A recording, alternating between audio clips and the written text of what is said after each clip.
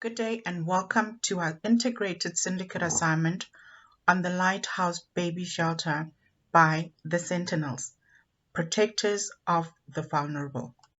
Allow me to take you through the structure of our presentation. We will start off by giving you context on the baby shelter, management accounting, macroeconomics, ethics and sustainability, information and knowledge management. Ladies and gentlemen, my name is Khomotso Morebudi.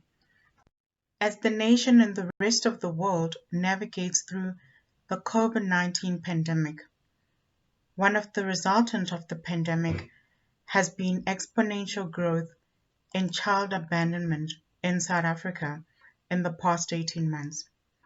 The Sentinels decided to focus their attention on the Lighthouse Baby Shelter, a shelter that takes in abandoned children and facilitates the adoption process together with the Department of Social Welfare.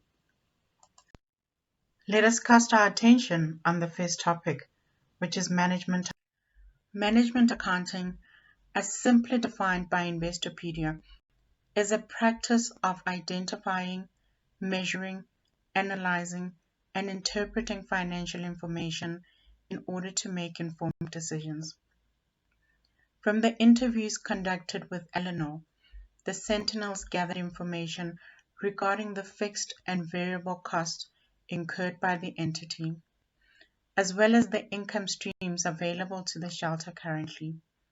From the information provided, it is clear that salaries and mortgage repayments make up the fixed costs, and expenses such as baby food, toiletries, transport, and medical costs make up the variable costs for the shelter. The shelter requires an amount totaling to 130,000 Rand a month in order to cover its fixed and variable costs.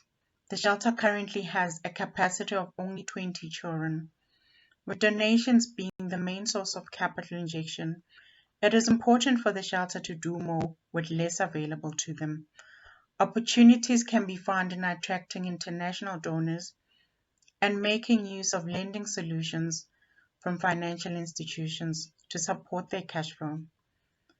From the numbers provided, we suggest a feed, educate, and provide shelter for a child a day for only 210 Rand campaign. The shelter currently prepares audited financial statements, however does not make use of financial ratios. We suggest the implementation of financial ratios such as liquidity ratios, spending ratios, and operation ratios for trend analysis and benchmarking. In order for the shelter to be able to do more with less, it is important for the employees to strive to meet their performance measures. Implementing performance measures could lead to reduced cost. For example, a financial measure can be ensuring minimum waste when preparing food. The founder of the shelter currently prepares a budget on an annual basis based on historical data and applying inflation to the numbers. The information provided or produced are audited financial statements and a budget. Controls largely depend on the founder as well as family members and a board of trustees. I will now hand you over to Ashlyn to cover the macroeconomics piece. Thank you. Thanks, Khomotso, for the great contribution on the management accounting piece. Good day. My name is Ashlyn, and I will be covering the macroeconomic piece for this presentation. To kick off on the subject, I will give an overview of the monetary and fiscal policies, as well as a diagnosis of the South African economy in terms of the real GDP growth and how all these factors affect the Lighthouse Shelter. The government uses economic policies to achieve macroeconomic goals, such as high and sustainable economic growth, low and stable price inflation, employment, foreign sector stability, and fair income distribution. The health of an economy can be diagnosed by its real GDP growth. In South Africa, the real GDP growth has decreased by 7% in 2020 compared to that of 2019.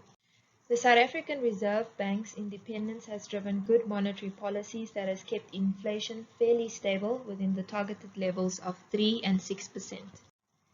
The current unemployment rate in South Africa is 34.4%, which is considered to be extremely high. In 2020, the SARB brought the prime interest rate to a record low of 7%, and it remains this way as of June 2021. The fiscal policy refers to government finances, that is how the government spends its money. This includes income from taxes and bonds issued when the government needs to borrow money. According to Statistics South Africa 2021, the highest unemployment rates are among women, specifically Black South African women. This paints the picture that most women in South Africa are vulnerable and unable to sustain themselves. The current economic environment has impacted the Lighthouse Shelter in the following way. Studies have shown that the child abandonment rate has spiked since the pandemic started. The number of abandoned babies has raised by 80% during the first lockdown. This again can be traced back to women being vulnerable and also unable to sustain themselves, hence in some cases having to abandon their children because they can't take care of them. Research has also shown that there's a strong correlation between the pandemic and the child abandonment rates. The figure shows the number of children that has been left without the parent as a result of the pandemic in South Africa. This may have led to caregivers being unable to take care of the children and then having to drop them off at shelters or abandon them. The impact on the Lighthouse Shelter is an increase in the abandonment rate.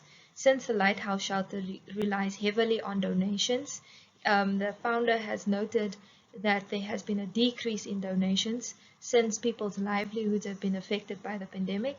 She has been struggling to fund necessities such as food and clothing. Corporate and private donations has reduced, and the prevailing interest rate has led to an increase in expenses. With that, I will hand over to Apiwe, who will be covering the ethics and sustainability piece. Thank you, Ashlyn. Good day. My name is Apiwe. I will be walking you through ethics and sustainability.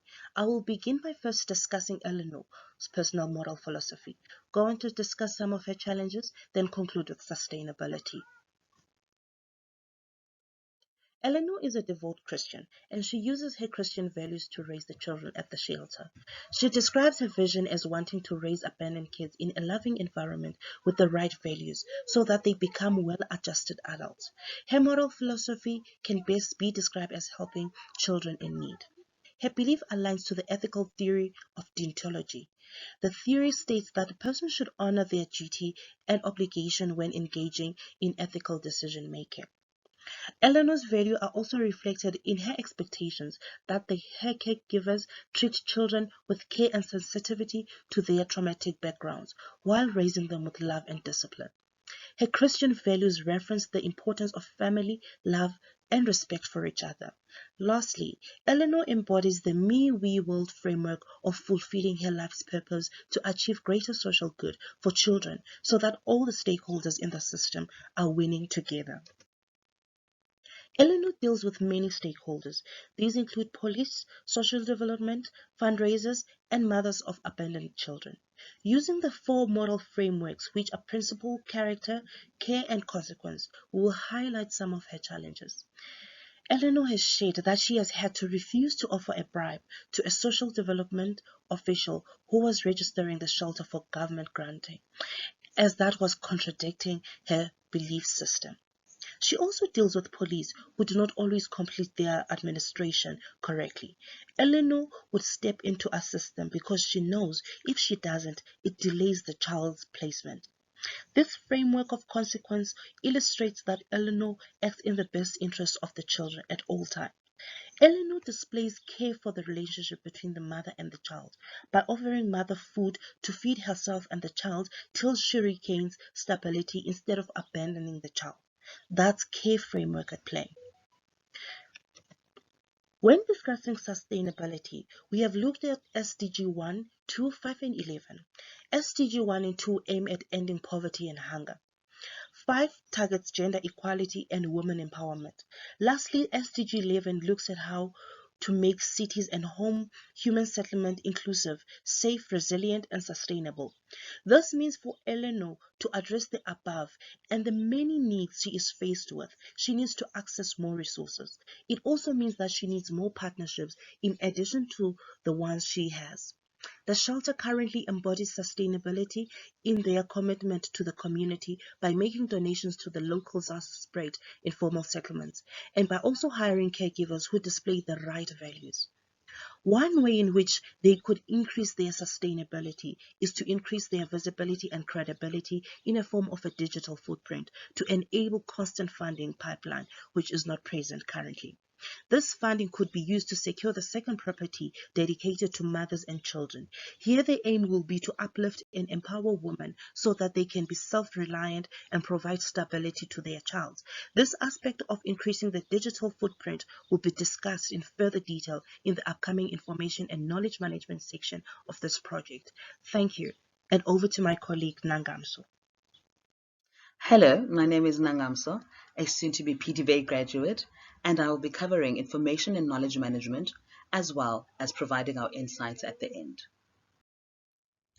In our research of the organization, we identified some weaknesses with regards to their internal controls, with knowledge transfer, with the organization being a key man dependency, as well as with record keeping and financial management. The danger is that if they don't acquire tools to assist them in the development of structures that will help them with managing the administrative aspect of the organization, then this will remain in the organization not growing, leading it to eventually have to close their doors. We looked at the Seki model and how we could apply it to the Lighthouse Shelter. The Seki model consists of 4 modes of knowledge conversion: socialization, externalization, combination, as well as internalization. It describes how explicit and tacit knowledge is generated, transferred, and recreated in organizations. With the Lighthouse Shelter, socialization would be when Eleanor shares her knowledge with her staff through them shadowing her. Then we move on to externalization. This is when we would document Eleanor's knowledge. Her knowledge is written down. It could be photographed, it could be filmed, anything that will make sure that everything that she has set as a standard for the organization is documented and available. All of this documented knowledge would then be gathered and placed in a single location that is accessible to others who need it, especially new employees coming in, so that they are able to see how things are done at the shelter. Lastly, internalization would be doing the work. So the new people that have done all this training would have to then do the work. Here they can be observed by Eleanor or any other person who is in management to make sure that they are keeping with the standard of the shelter. A weakness that was identified was the record keeping when it comes to the financial management of the business. There has been a decrease in the funds coming in due to companies not donating as much, due to individuals also not donating their clothes as much due to the COVID pandemic. Now, the risk with this is that they no longer have the same amount of money coming in, as they also don't have government funding. And if they don't have a view of how far their finances can stretch them, then they could be in trouble. What we are suggesting is the ABSA Cash Flow Manager. This will give her real-time data and information at the click of a button. The Cash Flow Manager assists with SARS compliance by providing easy payslips and payroll schedules. It creates a VAT report to help out with SARS VAT returns. It also saves time through simplifying financial management of the business. This time that is saved can be spent elsewhere in the business without dropping the ball with the finances. Our paper has shared insights on how we would like to assist the organization in becoming sustainable to continue the great work they've started. We've looked at a rolling budget would be a great way to assist in keeping the owner abreast of any financial challenges that may arise. The organization can also work with corporates to ensure bright futures for the children that are unable to be placed by them going into the corporates for job shadowing and vacation work. We'd also like to ensure that the wealth of knowledge Eleanor has is kept so that the shelter can run even when she is no longer around. We truly believe that working hand in hand with Eleanor and implementing these suggestions would be a great way for the Lighthouse Shelter to continue being a beacon of hope.